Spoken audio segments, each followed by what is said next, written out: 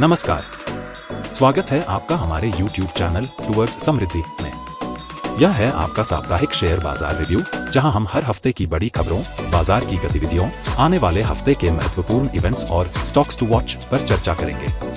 यहां आपको मिलेगा आसान भाषा में वह सब कुछ जो आपके निवेश और बाजार की समझ के लिए जरूरी है। तो जुड़िए हमारे साथ हर शनिवार रात 8 बजे। चलिए शुरू करते हैं इस हफ्ते का बाजार विश्लेषण।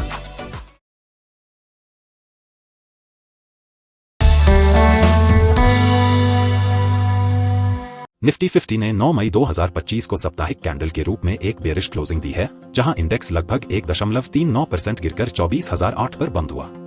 चार्ट में साफ दिख रहा है कि निफ्टी ने एक फॉलिंग वेज पैटर्न को ब्रेकआउट दिया है, जो तकनीकी रूप से एक बुलिश संकेत होता है।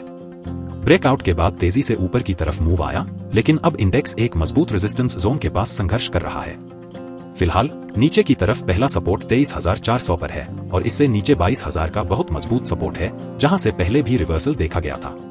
ऊपर की तरफ पहला रेजिस्टेंस 24,800 पर है और इसके ऊपर 25,350 का जोन आता है।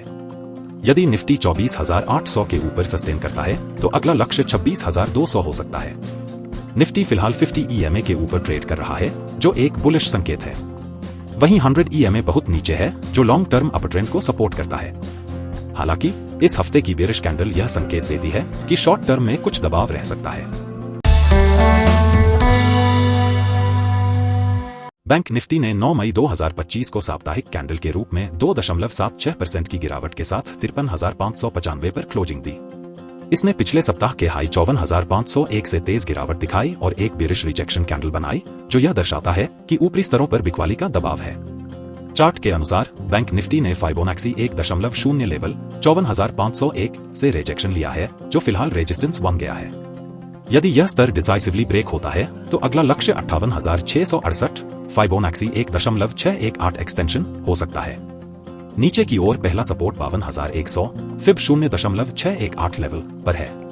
इसके नीचे 50,500 है, जो कि 50 EMA और पुराने सपोर्ट जोन के पास आता है। इससे नीचे 48,300 100 EMA मजबूत सपोर्ट है। हालांकि बैंक निफ्टी अभी भी 50 EMA के ऊपर बना हुआ है, जिससे मीडियम टर्म ट्रेंड सकारात्मक है, लेकिन इस हफ्ते की कैंडल से साफ है कि शॉर्ट टर्म में मुनाफा वसूली देखने को मिल रही है। जब तक बैंक निफ्टी 50,500 के ऊपर बना है, तब तक स्ट्रक्चर मजबूत है, लेकिन नई तेजी के लिए 54,500 के ऊपर साप्ताहिक क्लोजिंग जरूरी होगी। इंडिया विक्स ने इस सप्ताह 18.49% की तेज छलांग लगाई और 21.63 पर क्लोज किया, जो बताता है कि बाजार में डर और अनिश्चितता बढ़ रही है। विक्स ने पिछले कई हफ्तों का रेजिस्टेंस 20.72 डिसाइसिवली ब्रेक कर दिया है। अगला संभावित रेजिस्टेंस 24.64 है। अगर विक्स ऊंचा बना रहता है तो निफ्टी और बैंक निफ्टी में वोलेटिलिटी और तेज मूव्स देखे जा सकते हैं। वर्तमान ट्रेंड बाजार में इंडिया पाकिस्तान वॉर टेंशन को दर्शाता है। USD INR ने 84 रुपए 3 पैसे के पास 1.618 फिबोनाची सपोर्ट से बाउंस किया और 85 रुपए 35 पैसे पर क्लोज हुआ। प्राइस में तेजी का संकेत है, लेकिन 86 रुपए 67 पैसे पर रेजिस्टेंस दिख रहा है। यदि यह लेवल टूटता है तो 87 रुपए 97 पैसे तक जा सकता है। डॉलर इंडेक्स ने 100 रुपए पर मजबूत सपोर्ट लिया और 100 रुपए 42 पैसे पर क्लोज हुआ। फिलहाल रेंज बाउंड है, लेकिन 100 रुपए का सपोर्ट अहम है। अगर डॉलर मजबूत होता है और USD INR ऊपर जाता है तो यह FII फ्लो पर निगेटिव असर डाल सकता है और इंडियन शेयर मार्केट में प्रेशर बन सकता है। लेकिन अगर 86 रुपए 67 पैसे के ऊपर स्टेबल नहीं होता तो मार्केट को राहत मिल सकती है। डाउ जोन्स ने पिछले हफ्ते 41,249 पर क्लोज किया, जो कि 41,561 के बेहद करीब है। प्राइस ने 38,100 से तेजी से बाउंस किया है और अब कंजेशन जोन में ट्रेंड कर रहा है। यदि 41,561 डिसाइसिवली ब्रेक करता है तो अगला टारगेट 45,070 हो सकता है। नीचे की ओर 38,100 और 33,600 महत्वपूर्ण सपोर्ट हैं। Impact on Indian market. Dow Jones का रिकवरी मोड में आना ग्लोबल सेंटिमेंट्स को पॉजिटिव बनाएगा, जिससे भारतीय शेयर मार्केट में भी बुलिश मूड बने रहने की संभावना है, खासकर बैंकिंग और AT सेक्टर में। नैस्डैक ने इस हफ्ते 20,061 पर क्लोज किया है और 19,787 को ब्रेक करके ऊपर क्लोजिंग दी है, जो एक पॉजिटिव संकेत है। 18,355 से इसने अच्छा बाउंस दिखाया है और अब बुलिश जोन में एंटर कर चुका है। अगर ये लेवल बनाए रखता है तो अगला टारगेट के रूप में 22,000 के आसपास हो सकता है। नीचे की तरफ 16,523 एक स्ट्रॉन्ग सपोर्ट बना रहेगा। Impact on Indian market. Nasdaq की मजबूती खासकर आईटी और टेक्नोलॉजी सेक्टर के लिए फायदेमंद है, जिसका सीधा असर भारतीय आईटी स्टॉक्स पर देखने को मिलेगा। इस हफ्ते इंडियन और ग्लोबल मार्केट्स ने मिलाजुला प्रदर्शन दिखाया। निफ्टी ने बेरिश वीकली कैंडल दी और 24,008 पर क्लोज किया। फॉलिंग वेज का ब्रेकआउट पॉजिटिव संकेत था, लेकिन अब 24,800 के रेजिस्टेंस के पास बेचने का दबाव दिख रहा है।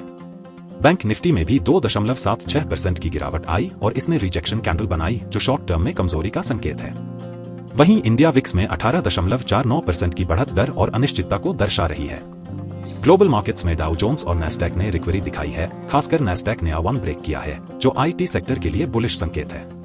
डॉलर इंडेक्स और USD INR में हलचल है, जिससे FII फ्लोज प्रभावित हो सकते हैं। शॉर्ट टर्म ट्रेडर्स को वोलेटिलिटी का ध्यान रखना होगा। रिस्क मैनेज करके ही ट्रेड लें। लॉन्ग टर्म इन्वेस्टर्स के लिए ये समय डरने का नहीं, बल्कि कामली अपनी सिप्स और फंडामेंटली स्ट्रॉन्ग स्टॉक्स में बने रहने का है। बाजार कभी सीधा नहीं चलता, गिरावटें भी ग्रोथ का हिस्सा हैं। स्ट्रॉन्ग रूट्स ही तूफानों में टिकती हैं। धैर्य और अनुशासन ही आपके सबसे बड़े एलाइज हैं। याद रखिए, समय के साथ वही जीतते हैं जो स्ट्रैटेजी के साथ टिके रहते हैं। तो दोस्तों, ये था इस हफ्ते का शेयर बाजार रिव्यू। उम्मीद है आपको हमारा ये विश्लेषण पसंद आया होगा और आपकी जानकारी में बढ़ोतरी हुई होगी। अगर आपको ये वीडियो अच्छा लगा तो इसे लाइक और शेयर करना न भूलें। और हाँ, हमारे चैनल टुवर्ड्स समृद्धि को सब्सक्राइब करें ताकि आप कोई भी अपडेट मिस न करें। हमसे जुड़े रहें और अपने सवाल या सुझाव नीचे कमेंट में जरूर लिखें। मिलते हैं अगले शनिवार रात 8 बजे। तब तक के लिए नमस्कार।